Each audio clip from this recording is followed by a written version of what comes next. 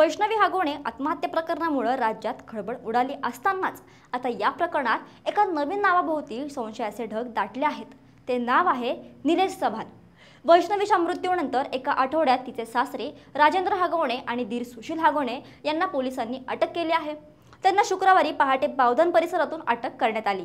मात्र या प्रकरणाशी संबंधित निलेश चव्हाण याच्या विरोधातही गुन्हा दाखल करण्यात आला असून त्याची गुन्हेगारी पार्श्वभूमी समोर आली आहे, जी अत्यंत धक्कादायक आहे। पण निलेश चव्हाण आहे तरी कोण? त्याचं आणि हागोणे कुटुंबाचं काय नातं आहे? हागोणे कुटुंबाच्या मोठ्या सुनेने सांगितल्याप्रमाणे तो करिश्मा हागोणेचा कोण लागतो, हेच आपण या व्हिडिओच्या माध्यमातून जाणून घेणार आहोत। नमस्कार, मी मृदुला आणि तुम्ही पाहताय थोडक्यात। वैष्णवीच्या बाळाचा ताबा मागितला असता निलेशने तो देण्यास नकार दिला। निलेश चव्हाण हा वैष्णवीची नणंद करिश्मा हागोणेचा मित्र असल्याचं समोर आलं आहे। वैष्णवी हागोणे प्रकरणात ज्या निलेश चव्हाणवर गुन्हा दाखल झाला आहे त्याची स्वतःची गुन्हेगारी पार्श्वभूमी आहे। आपल्या पत्नीचा छळ केल्याचा आरोप त्याच्यावर आहे। पुण्यातील वारजे पोलीस ठाण्यात निलेश चव्हाणवर गुन्हा दाखल करण्यात आला होता। स्वतःच्या पत्नीचे आक्षेपार्ह व्हिडिओ स्पाय कॅमेराच्या सहाय्याने काढल्याचा त्याच्यावर आरोप होता। विशेष म्हणजे त्याच वारजे पोलीस ठाण्यात वैष्णवीचे बाळ मागण्यासाठी आलेल्या तिच्या कुटुंबियांना धमकवल्याबद्दलही त्याच्यावर गुन्हा दाखल झाला आहे। निलेश चव्हाणचे लग्न 3 जून 2018 रोजी झाले होते। जानेवारी 2019 मध्ये निलेश चव्हाणच्या पत्नीला बेडरूममधील सीलिंग फॅनला काहीतरी संशयास्पद वस्तू अडकवल्याचा संशय आला। तिने निलेशला याबद्दल विचारले असता त्याने उडवाउडवीचे उत्तर दिले। पुढील महिन्यात फेब्रुवारीमध्ये निलेशच्या पत्नीला घरातील एअर कंडिशनलाही काहीतरी संशयास्पद अडकवल्याचा संशय आला।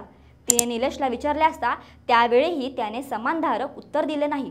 अखेर एक दिवस निलेशच्या पत्नीने त्याचा लॅपटॉप उघडून पाहिला असता त्यात स्पाय कॅमेराच्या सहाय्याने रेकॉर्ड केलेले स्वतःचे शारीरिक संबंधाचे व्हिडिओ तिला सापडले।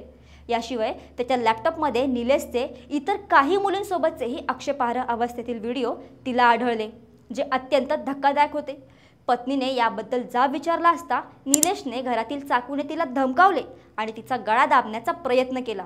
त्याने बळजबरीने तिच्यासोबत शारीरिक संबंध ठेवल्याचाही आरोप आहे। या सर्व प्रकरणानंतर निलेशच्या पत्नीने त्याच्या आई वडिलांना आणि कुटुंबातील इतरांना याची माहिती दिली, परंतु मदत करण्याऐवजी तिच्या सासरच्यांनी तिचाच छळ सुरू केला।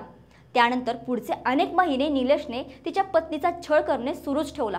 अखेर निलेशच्या पत्नीने घर सोडण्याचा निर्णय घेतला। तिच्या तक्रारीवरून 14 जून 2022 रोजी निलेश आणि त्याच्या नातेवाईकांवर गुन्हा दाखल करण्यात आला। त्याचा अटकपूर्व जामीन अर्ज पुणे सत्र न्यायालयाने फेटाळला होता, परंतु त्यानंतरही वारजे पोलिसांनी त्याला अटक केली नाही। अखेर मुंबई उच्च न्यायालयाने त्याला अटकपूर्व जामीन मंजूर केला। निलेश चव्हाण हा बांधकाम व्यावसायिक असून तो पोकलेन मशीनचाही व्यवसाय करतो। निलेश चव्हाण हा शशांक हागोणेची बहीण करिश्मा हागोणेचा मित्र म्हणून ओळखला जातो। शशांक आणि वैष्णवी यांच्यातील कौटुंबिक वादामध्ये तो अनेकदा सहभागी असायचा, ज्यामुळे त्याचा हागोणे कुटुंबातील वादांशी संबंध स्पष्ट होतो। निलेश चव्हाणच्या वडिलांच्या नावे कर्वेनगर परिसरात 3 फ्लॅट आहेत। करिश्मा हागोणेचा मित्र म्हणून तो हागोणे कुटुंबाच्या अत्यंत जवळचा होता। आता वैष्णवी प्रकरणात त्याचे नाव समोर आल्याने अनेक प्रश्न निर्माण झाले आहेत। वैष्णवीला होणाऱ्या त्रासात निलेशचाही काही सहभाग होता का? तो करिश्माच्या सांगण्यावरून हागोणे कुटुंबाच्या वादात हस्तक्षेप करत होता का? त्याच्या गुन्हेगारी पार्श्वभूमीची माहिती हागोणे कुटुंबाला होती का? वैष्णवीच्या बाळाचा ताबा देण्यास नकार देण्यामागे त्याचा काय हेतू होता? या सर्व प्रश्नांची उत्तरे मिळणे अत्यंत गरजेचे आहे। तसेच सर्वात महत्त्वाचा प्रश्न म्हणजे निलेश चव्हाण आणि करिश्मा हागोणे यांच्यात मैत्रीचे संबंध असल्याचं सांगितलं जातं। मात्र दोघांमध्ये खरंच मैत्रीचे संबंध होते का आणखी काही? कारण निलेश चव्हाणचे बायकोसोबत वाद होते।